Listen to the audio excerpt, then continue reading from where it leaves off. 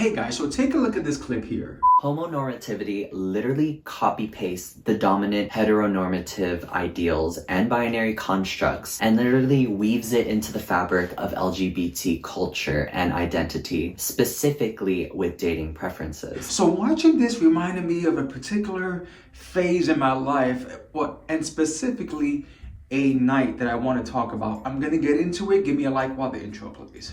These brothers my guys, know that we fly, know that they ride or die. Why they wanna move like that? Where you want going? Alrighty guys, now before I get into the story, there are 2 points that I have to make up front just because I wanted to be clear on where I stand on certain things.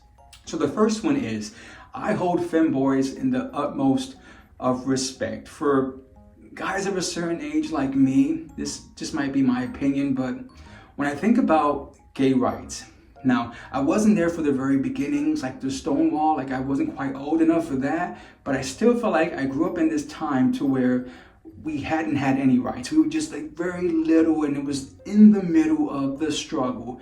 And what I know, the femboys took the brunt of this anti-homosexual agenda that was out there. It sucks for me to even say this now, because today we are going through this retraction, this retreat of gay rights. They're being terminated as I speak, which is freaking heartbreaking and horrible, but it's happening.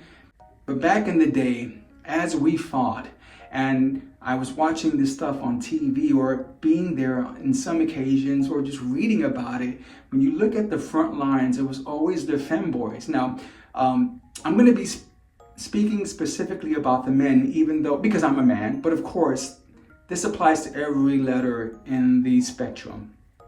It seemed to me that the heteronormal acting, straight acting gay guys who were out there, it was so much easier for them to live a double life. And so many of them were gay when convenient. So like on the weekends or at night, but spent most of their time in the heterosexual world out there.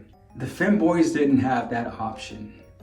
They just didn't. And so they had to be on guard 24/7. They had to face the worst of society all the time and didn't have a safe space. And so again, I feel like they were at the front lines of fighting for our rights. And because of that, I've always looked up to them. Like, thank you for doing something that I don't know if I could have done had I been old enough. And so I know for a fact that I'm at where I'm at today because they were where they were at back in the day. And so thank you so much for that. Second point that I want to make, with the heteronormal, straight acting gay dudes out today, there's so many out and loud and proud and living their best gay life. And I just want to say to y'all, thank you as well, because again, I think what's happening right now, I think we are opening our eyes to the fact that we were living in this disillusioned version of society, that we were progressive when we really weren't, because everything is changing just like that. But even still, you have these guys who could very easily have remained living this double life, living in the closet, and choosing instead to be out and proud. And that, even if you're doing it for your own personal mental health reasons or whatever reasons you're doing it for, it still has an effect on the larger society. I think it's important for the younger generations out there to see all types of gay people. We aren't just one prototype. We don't sound or act or dress or look a certain way. We're just as varied as the rest of the world. And it's important for them to see that so they can see themselves in us, and it's going to help them become who they are. So thank y'all for that. And this story is actually based off of those 2 points. So let's get into it. All right. Now, some of this stuff is going to be repetitive, but I grew up in the Bronx and I grew up around gay people. As a matter of fact, my honorary aunt was actually my uncle, and there wasn't a big deal made about that. It just was what it was. Now, when it got to the point where I was thinking, okay, maybe I am, maybe this is me, when I looked around for my role models in the community, and maybe this was because a lot of the heteronormal, straight acting gay dudes were in the closet, I just saw the femme guys and thinking, wait, is this what it means to be gay? Like, when I come out the closet, am I gonna switch like that? That really was a fear of mine, because, like I said, even though the gay folks weren't being run out of town, they were still made fun of, still attacked by certain people. They were still victims in many cases, and I didn't want to be that. I was afraid of being that. But not only that, like, I just didn't feel like I was necessarily like that femme guy. Like, I didn't think that was me. And so all of that worried me. And because of that, I did what many gay kids, especially back then, did at the time, which was I created this persona. And so I was closeted hood Mikey, Now, it wasn't a fake person. That was a part of me, but it was just a small part, and I amplified that to feel safe, and I did. And there are parts of that today that I still have with me, like just even some of the clothing that I wear is a lot of this is going to have to do with the costumes and uniforms of living up to this persona that you've created. But yeah, I kind of had to lean into this hood closeted version of myself to feel safe, and I did, and I was able to make it through that.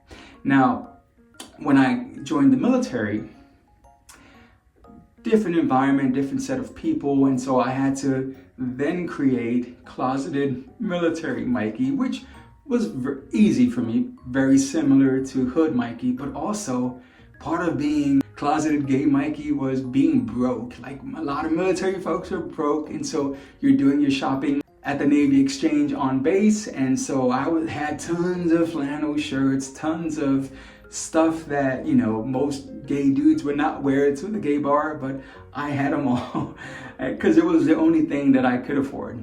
Let's get into the juicy parts here. Now, when I moved to Atlanta, at this point in my life, I'm getting over the fear of being in the closet. I'm telling more folks, I'm getting my little gay circle of friends, and I'm starting to go out and date and, just getting more involved in the gay world and being okay with that. So now I was stuck with this thing. Now, okay, I'm kind of out of the closet to the people that matter. Who am I?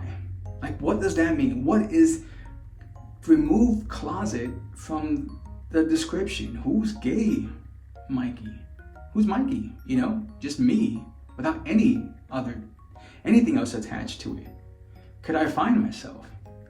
And in Atlanta during this time, the hot ticket, and probably still to this day, but the hot ticket was the jock bro. The dude who had the muscles and showed them off, and exercise was his life. That was like the dude that most gay dudes wanted to attract. And I'm not going to say this like for every gay dude, but I do know, at least I believe, that for a lot of gay folks, you end up acting and looking like the guy that you want, and so that was this thing where, especially in my friend group, to where a lot of the guys wanted this jock bro type, and so there was this journey to reach that, to become that yourself. Now for me, I'm not going to say that that jock bro was number one on my list of what I wanted, but I was kind of keeping up, wanting to fit in and keep up with the gay Joneses. And so if that's what everyone was going after, then okay, they're not, not bad looking, there's nothing negative about them. So, okay, maybe that's what I should be going after too. And so then became turning into jock bro Mikey. And again, if I do have photos, I'm probably going to insert them here, but these are probably not from that time. They're definitely not from that time in my life. Being lazy, forgive me. But I did start to work out. Now, I was in the military, so I was already fit, but this was a different type. It wasn't just about being healthy, it was about looking muscular. And so I changed many of the things that I did to build muscle, worked out, ate differently, and even I changed how I spent money on my clothes. I kind of just saved up every single penny that I could to buy things that would make, fit me well. I bought muscle shirts. I bought pants that made my butt look nice, you know. And as I actually also where I started to wear ball caps. So that's something else that I still carry with me to this day, going back to the Jock Bro time. So I started to match that look. I was becoming this Jock Bro. Everything was, when I wasn't working during my lunch break, I ran, like I was consumed with being physically fit. Again, not because I wanted to be healthy, but because I just wanted to look good to pick up guys. Just keeping it real. So there was this bar in Atlanta. As a matter of fact, it's still around now. And for any of you, I'm not gonna say the name, but for any of you who have lived or live in Atlanta now, I'm pretty sure you know which bar I'm talking about because it's still there. And from what I can read from the Google reviews, it's still known for being this bar. They kind of cater to that whole preppy boy, Jock Bro crowd. And so this bar, I went to like maybe 3 or 4 times, and it was always the same thing. So this is a first-hand account. Whenever I would go there, it was kind of like I would get ignored, not just by the patrons, but by the staff. You know, to get a drink is kind of like you would have to hunt somebody down. And because of that, I just thought, well, I don't want to come here anymore, even though that's the type of guy I was looking for. I just thought it's not gonna happen. No one's giving me the time of day. Like, it's just, or my friends, like it was just this weird thing. Like they were all in their own circle. You guys know what I'm talking about. So it is what it is. So now I've continued on this journey. I'm looking more like that Jock Bro, and I decided to go back to this bar. My friend at the last minute couldn't go, so now it's just me by myself. I show up there, total different experience. From the moment, I mean, night and day. Soon as I walk in, I just go over to the bar, like I'm not even standing there for 2 seconds. Bartender comes over to me, hey, what can I get you? Get my drink. I look around and guys are looking at me, like lots of, this sounds so, but okay, guys are looking at me. And I'm just there like, whoa. And I have my tank top on, you know, I'm flexing, I'm doing what I'm supposed to be doing. But lots of guys were looking at me. All right, so there's this group, it's about 5 guys. And I noticed that they're all taking, like every time I looked over to them, they would all take a turn like looking at me. And I could tell they were talking about me. Now, at a certain point, this one guy in particular, kind of like, he just kind of stands, he's standing directly facing me. And so every time I looked at him, he would be looking at me and smiling or winking. At a certain point, he offers me a drink, and I had just gotten one. So I'm like, no, thank you. I'm good. I just got my drink. But it's kind of like, I don't know. He wasn't even trying to really make conversation with me. It was just more like he was just like looking at me up and down. Like I felt like a piece of meat. And I didn't like it, you know. And I don't know, there was just this level of intensity that this dude had, which was kind of like surprisingly scaring me. I'm not gonna say aggressive at that point, but it made me feel uncomfortable to where I remember just like sliding away, you know? So I kind of slide to the other side of the bar, and then I'm looking around, enjoying myself. I look, and there he is. He had finally left the group, and now he's right by me. And again, he's not really saying anything. He's just looking at me. And again, it made me feel uncomfortable. So once again, I start to just pull away, and I end up like in the corner of the establishment, thinking I've lost him, you know, because it was a packed bar. But once again, he finds me. And he's like, hey, are you ready for that other drink? And I'm like, no, actually, I'm good. And I thought, okay, maybe he just doesn't know how to do this. So I'm like, hi, I'm Mikey. So he introduces himself, and then I'm like, you know, talk. Are you interested? Like, talk to me. Let's do this. So I'm starting to get him to talk, and we're finally having a conversation, and I'm like just thinking, cool. But he went back to his friends for I don't remember why. So he ends up coming back, and now he's being like, again, I'm still like at the corner, but he's like leaning into me, and I'm just kind of like, hey, and he's like, I don't know, it's like he starts touching me, and I'm really feeling uncomfortable at this point. And now he's in that mode to where he's like, I just want to tell you, I think you're hot, I want to take you home, and he's being very direct with what he wanted from me. And at this point, I'm thinking I just wanted to get away from him, but I'm still trying to be cool about things. And I'm like, oh, thank you, but I'm just here to have a few drinks, enjoy myself. I'm not really looking for that. I'm trying to play that role.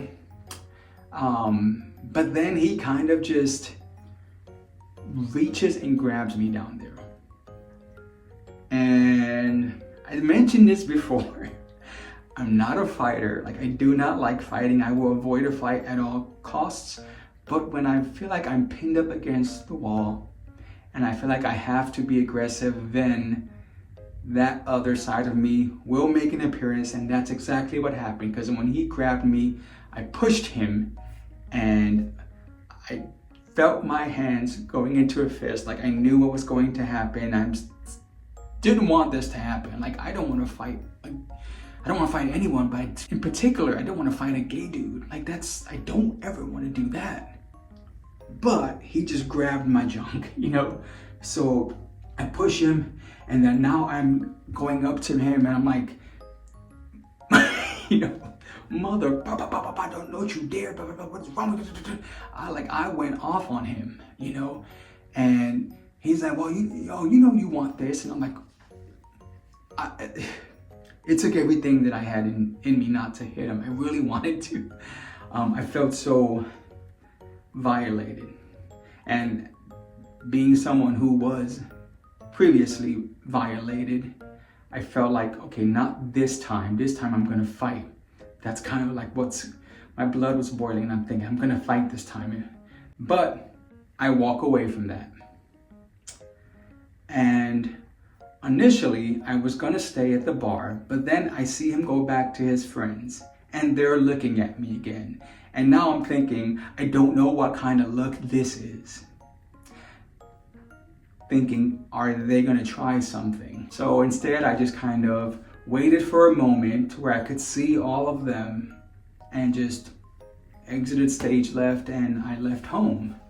The reason why I wanted to tell this story is, first off, to go through this journey of me trying to be this jock bro, which I stopped after that. It's not that I'm saying that every jock bro is like that, because of course I've met and hooked up with jock bros since then, so I know that's not the case.